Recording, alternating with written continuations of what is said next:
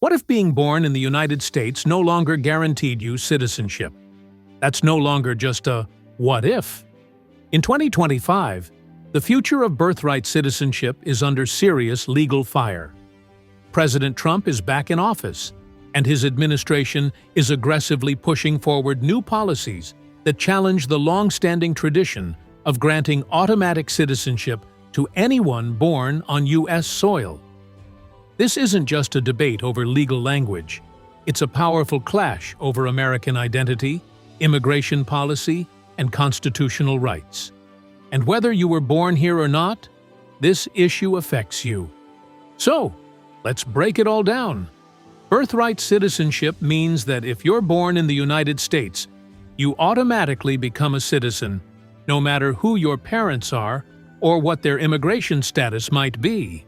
This idea is rooted in the 14th Amendment to the Constitution, which was ratified after the Civil War. It says, and I quote, "All persons born or naturalized in the United States and subject to the jurisdiction thereof are citizens of the United States."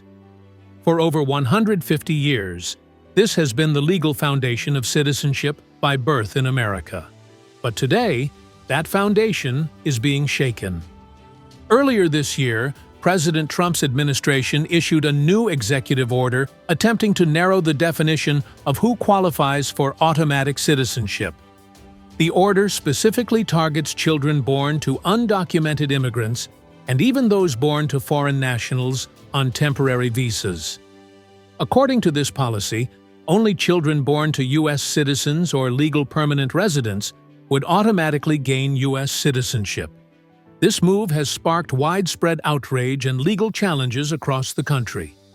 Legal scholars and civil rights organizations are fighting back, claiming that this executive order violates the 14th Amendment. Multiple lawsuits are now making their way through the federal court system, and it's widely expected that the Supreme Court will have to make a final decision. At the heart of the legal debate is one question: what does "subject to the jurisdiction thereof" really mean?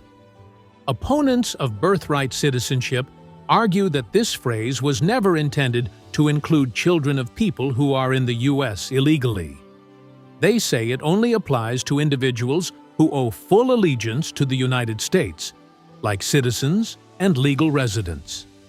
Supporters, however, point to the landmark 1898 Supreme Court case, United States versus Wong Kim Ark, which upheld birthright citizenship for a child born in San Francisco to Chinese immigrants.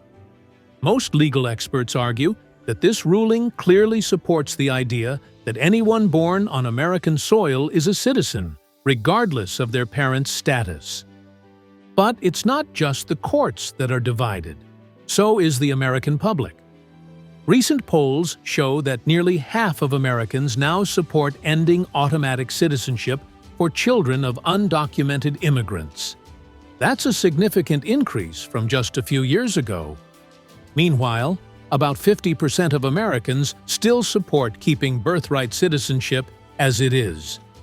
Younger generations, especially those under the age of 30, overwhelmingly oppose any changes to the law.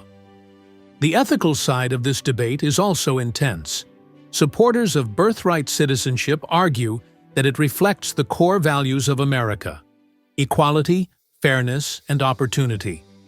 They believe that every child born on American soil should have the same rights, no matter who their parents are. On the other hand, opponents argue that birthright citizenship encourages illegal immigration and so-called birth tourism, where foreign nationals travel to the U.S. to give birth and secure citizenship for their child. They see it as an incentive that needs to be eliminated to protect the country's immigration system. Then there's the economic argument. Some say that the current system creates a burden on taxpayers, especially when children born to undocumented parents rely on public services like healthcare and education. But others argue the opposite: that these children grow up to become productive workers and taxpayers, and that they help sustain the U.S. economy. In fact, studies show that immigrant families contribute billions to the economy each year. Ending birthright citizenship, some economists warn, could shrink the labor force and create even bigger economic challenges down the road. National security concerns are also part of the conversation. Some argue that birthright citizenship could be exploited by criminal organizations or foreign actors looking to gain a foothold in the U.S., but national intelligence agencies haven't found significant evidence to support that theory. Most experts agree that while the system isn't perfect, it's not a major security threat. Globally, the United States stands almost alone in offering unconditional birthright citizenship. Among major developed nations, only the US and Canada still follow this policy. Countries like Germany, the United Kingdom, France, and Australia have all reformed their laws in recent decades. In most of these countries, a child must have at least one parent who is a citizen or legal resident to automatically gain citizenship. That global trend is often used as a justification by those who want change in the U.S., arguing that it's time for America to update its outdated policies. But critics say America's history and Constitution make it unique, and that we shouldn't follow the rest of the world blindly. So, what's going to happen next? That depends on how the courts rule. The legal battles over President Trump's executive order are heating up fast. If the Supreme Court sides with the administration, birthright citizenship could be restricted or even ended for millions of future children. If the court strikes down the order, the 14th Amendment will remain intact for now. But this issue won't go away anytime soon. This is about more than just legal theory. This is about real people, real families, and the future of American identity. It's about whether the United States will remain a country that welcomes all who are born within its borders, or one that starts drawing lines based on ancestry and immigration status. Now is the time to pay attention, to get informed, to speak out.